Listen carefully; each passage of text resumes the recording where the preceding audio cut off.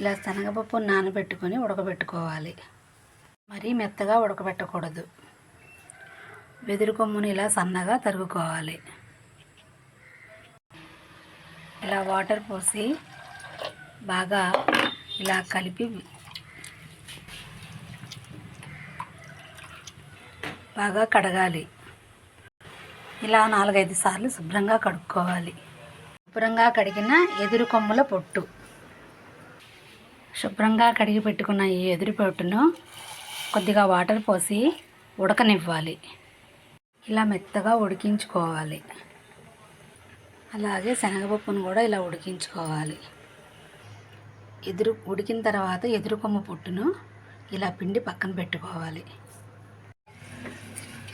ఇలా పోపు దినుసులన్నీ వేగిన తర్వాత, తాలింపు వేగిన తర్వాత ఇలాగా ఈ వెదురు కొమ్ము పొట్టు వేసుకోవాలి.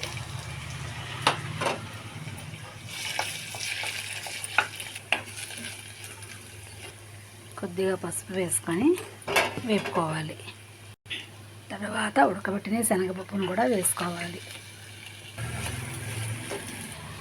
ఇలా బాగా కలుపుకొని వేపుకోవాలి. కొద్దిగా సాల్ట్ వేసుకోవాలి.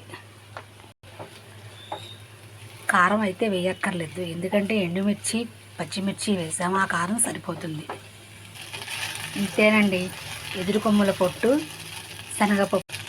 నా ఈ ఛానల్ మీకు నచ్చినట్లయితే కనుక లైక్ చేయండి, షేర్ చేయండి, సబ్స్క్రైబ్ చేసుకోండి. Thank you for watching.